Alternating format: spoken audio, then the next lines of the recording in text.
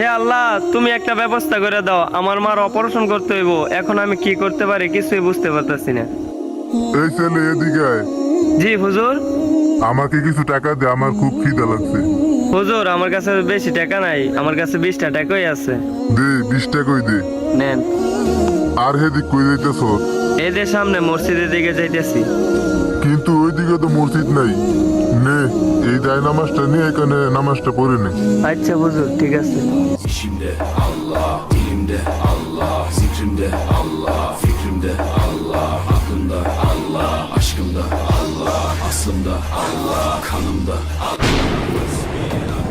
Cellallah, ma fi gayrullah, nur Muhammed sallallahu. আরে এই জায়গায় ব্যাগ, আরে এই হুজুর ডাকু।